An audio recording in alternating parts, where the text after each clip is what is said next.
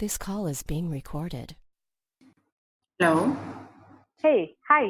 Hi. Yeah, I am sorry for the little Oh, distraction. it's okay. All right. Okay. So we were talking about manage how you had to deal with these very different data sources, right? hmm So how big were these data sets again, and what were the different challenges that you had to face when working with these different data sources? Any particular issues that came your way? Um, Connecting issues, getting access to these sources because some of them are really confidential or they don't give, there are some particular criteria in order to get access to these data sources. So, Mm-hmm. and then everyone is using different process. I mean, everyone has a different warehouse, and in order to create our data extraction and automated data extraction, we are restricted to using one tool that's called Alteryx. So we need to make sure that Alteryx has the capability to tap into the source that we're trying to get data from, right? And if not, then I actually initiated this process of creating a centralized location drive where these different departments who are really having a hard time to give us access, they can drop the data files that they need to um, in that shared location.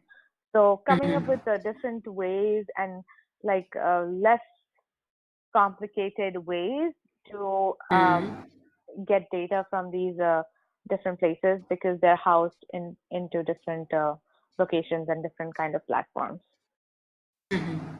All right. And anything else for this project? Um, I'm not sure. I think I've been through each and every step for this process, and right now I'm in a I'm in a testing and fixing phase, and then probably we can go to a production phase soon. I had to mentor new people who joined the team, and our Yeah, that's a great documentation. aspect. So Mhm. how did you go about that? How did you mentor them? Any training materials that you used, modified, created, etc., etc.? So we created specificational document and development document, which these new, like, anyone who joins the team from a development aspect can read through. So we created, in order to even create those specification doc, right, we had to create a framework. So me, along with the technical lead of my team, we sat and we created a framework which was very generic from each each of these chart perspective because each chart is different because the data is different and the requirement was just different. So we created a generic framework and then I had to sit in and fill in details for each one of these, which took me almost 5 days for each of these tiles or each of these chart to put in because I created everything from scratch. So it was um, it was a very lengthy process since I knew everything and everything was in my brain, and we needed more resources on deck. But that means that me spending time with each person, explaining everything, that means I cannot do my work. So I took my time out to do these documents so that later when we have to onboard someone, they can read the document and understand what's going on in the dashboard or what's the architecture, what's the basic requirement in order to integrate any new data set, and they can learn from these documents. And of course, if they have problems, they can schedule a meeting with me if it's a longer discussion, or they can just come to me and talk to me. And we have our stand-ups where everyone can ask for help if they need. So our stand-up basically served as a touch point for the whole team to pick up the speed. All right. And how many new people or developers did you train? I was able to onboard 2 people. Two people. So these two people, you did you also hire and onboard them, or did you just train them? So one of them was already in the team, but in a different project, and then she moved Hmm. to our project. And then the other one is that she started on our team as an intern, Hmm. but then in her internship, after her internship, we hired her, but Hmm. we still onboarded her when she was in her internship. So, yeah. Right. All right. That Mhm. makes sense. And you mentioned that you created this training material from scratch. Yeah, the specification documents and the list of things Hmm. that she would need to do in before she even starts working on the development part, because she would need access to these softwares, these different trainings, and she would need access to these different drives or different locations. So, assembling everything, or at least Hmm. telling my other teammate who handles the business side of the project. uh, Hmm. I created a comprehensive list and gave it to her, and she took care of it. So just making Right. sure that everything is there beforehand. Mhm. All right, that makes sense. And in terms of, you also mentioned that one of your key responsibilities is also project documentation, which again Hmm. requires includes the requirement documentation, specification, etc., general, scope definition, and everything. Any particular, challenges that you face when in maintaining accurate and timely documentation for any of your projects here? Actually, no, documentation actually helped us a lot. We All right. realized, yeah, it was a time Any commitment. Like, improvements that you kind of like suggested in this process? uh, actually, this was the improvement. Like, let's have documents, because So they did we not have as this before? Are you saying that? yes, there was no documentation before, because we were Oh, working towards it. We had rough ideas, and we had, like our notes, on hand notes, all right. but I we mean, specifically, yeah, so you did not have documentation for the project, but generally they had a proper documentation system. The company, your client, they don't, they don't. That's the they point. They don't. don't. Yeah, All right. So basically, when working on this project, you faced this particular difficulty in the beginning, that yeah. there wasn't a proper There was no documentation doc. system, Yes, and then all right, and then you had to develop you and your team had to develop one on your own. right. That's why we created framework for how we're going to capture our document details, and then Hmm. and the product was already half developed. So we All had right. to hit a pause there and say, before we even do further development or any other changes, we need to finish our Hmm. documents. We need to document everything we've done so far. We need to capture every single thing that we have done so far and have been requested Hmm. of us to do, because now it's just getting out of hand, and So we when need you to make say sure, it's getting out of hands, what do you mean exactly? I mean, what were the because what were the because issues that you were everything facing? was, yeah, because everything was in my brain, right? Hmm. And everything was going off of one-off meetings, right?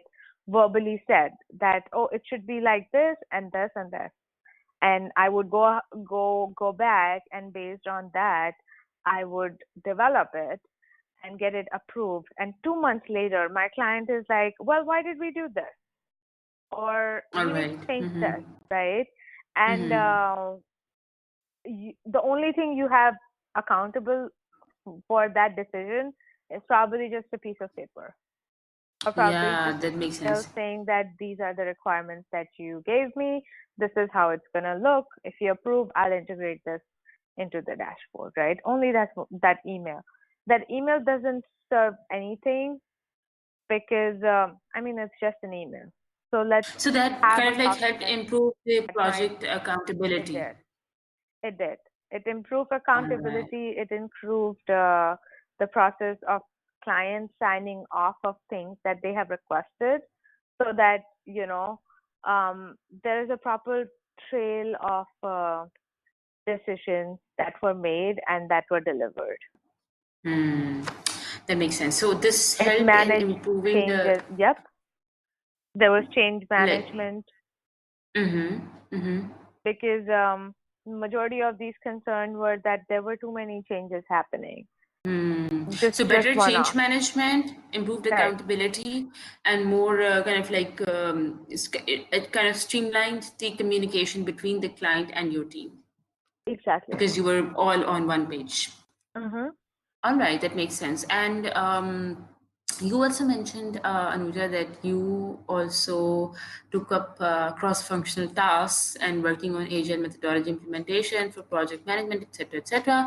So, what kind of cross-functional tasks did you perform, and any particular strategies that you use to implement agile methods for project management generally? So we did talk about one of the projects, right, where you kind of used rally as a agile process, but Mm-hmm. generally speaking, um, did you implement any agile, like did you implement agile methodologies for project improvement or anything of that sort?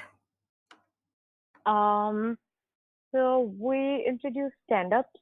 We Hmm. introduced, depending on how severe we or how what's the urgency and need for meeting other teams, we include touch points, which served as that we meet either weekly or bi-weekly to touch base with these different teams who are not in our department, but we still need their support and they need our support and they're helping us. So, keeping up to speed with their changes or what is it that they're doing that can affect us, and then assessing if there are any source changes, we need to assess that how is it going to affect us, then take it back to our client that, hey, this is what we can foresee, how do we want to tackle this, these are our suggestions, do you agree with those from a business point of view, this makes sense, this doesn't make sense. So we're prepared for any kind of future change or future effect that we see So, trickling I down to mean, us. all right. And these team stand-ups and these, milestones, this was the first time that you were introducing them, as in, weren't they there before? So they so these team stand-ups, they were there for our P-Cubed team, right? As I All told right. you, we as consultants Hmm. sit there, but we introduced team stand-ups for our project specifically, which is this dashboard project that I'm talking about. We Hmm. introduced them for our project and we involved our client in those stand-ups so that we can have a more direct communication with the client and the client feels a part of the team, and so that the Hmm. client, if they have any questions, they can quickly ask them. If we need client's opinion on something, we can meet right after the stand up. And then Hmm. there are a few tasks that our client is doing, right? Like socializing, reaching out to different business owners for first off communication. So Hmm. she has also a few tasks that she is doing. So I mean, she can also keep us updated on these things. That so it was just a more efficient way for us to have this communication going between the development team Right. and Hmm. the client. Yep. All right. And again, that dashboard is the BI reporting tool, because you mentioned that Exactly. you're all right. All right. So this is the key project that you're working on, and the other project is the timing template tool, right? These two Exactly. projects. Any other projects for Ford Motor before we kind of like move on? At Ford Motor, no. These are the two, and dashboard is like the one that I have been in for past 1 year. That's the main. That makes sense. You also mentioned that you supported and facilitated the Scrum Master. So, any particular challenges that you faced in enforcing Scrum usage, or any So improvement that you contributed to by? yeah, actually, so initially we were facing, so initially we were just doing reporting out as an individual, right? Like you and me, we could be working on the same project, but in our team meeting, weekly team meeting, you are reporting out your user stories and I'm reporting out my user stories.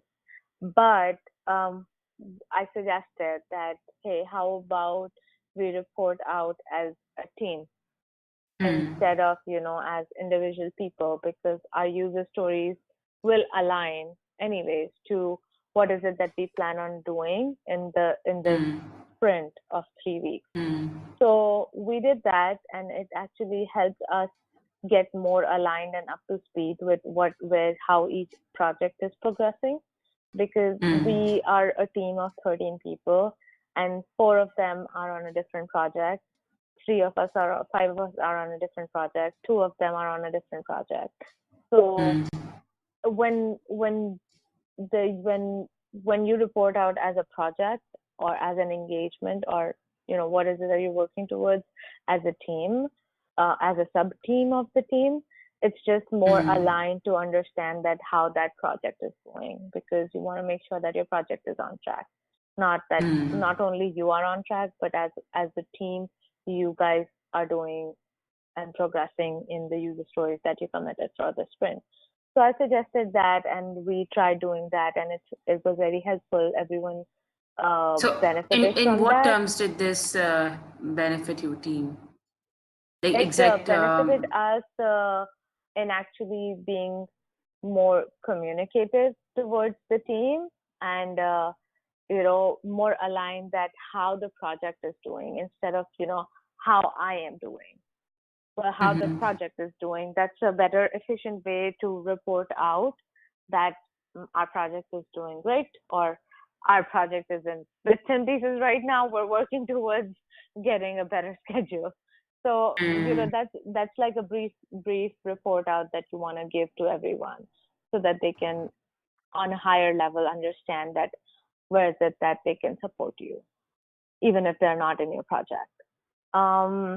So I suggested that, and we picked up on that. And then we also introduced a time constraint for each project, depending on how comprehensive the project is, so that every time you're reporting out, it's not like, one team is talking for like 20 minutes and the other one just have 3 minutes to report out. So we picked up a timer, and for each of these project report outs as team, we assign maximum 2 to 3 minutes for each team to report out, which keeps us on track, so that we just don't eat up the whole 1.5 hour meeting just reporting out. We have other So things to catch up balanced. on. All right, balanced project management. Right.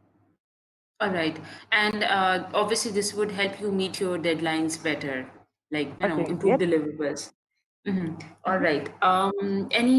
Okay, I think we have covered most of the things here. Also, do you have experience conducting quantitative and qualitative business model analysis? Can you ask the question again? What? So I said, do you have experience conducting quantitative and qualitative business model analysis? So I have done it on a academic project level. All right. If For that's which what you're. project? It was the modeling of integrated information systems. It's the one in which it says implementing ARIS functionalities and on a sample automotive service dealership All right. generate context. Yeah. So basically, in this one, what happened was that my final project was about picking up a business case, assessing its through and through from different aspects, like from a business aspect, from a financial aspect, HR aspect, and the problem that is being faced, and then developing a solution in order to tackle the concern that we're facing. So basically, designing a final layout of the tool that we're suggesting, or I was suggesting, and then how the functionality of that tool is going to work, how it's going to look as a user to the user, how the backend should be designed functionally, and what functions are dependent on which key factors, and then how the data would be normalized at the backend, how everything will be working on the cloud server, how we're going to station these different modules physically in this whole building, assuming this is how the building is, how the client as an external client can access this interface, and how the people who are working internally with this interface, because they would have more access, authorities, and administrative tools to work on. So basically, I've done that in this project, and that I count that as modeling and analysis of a project before you even implement it. All right, that makes sense. And very quickly, just a few more questions about the other projects. Let Okay. me quickly see. So the data forecasting and clustering project. Okay. First, this same project, the modeling of integrated information systems project. So, what was the aim of this project? As in, what was the problem that you were looking at? So my problem statement was that there is event management system, and we need to improve the system for the clients or people to register events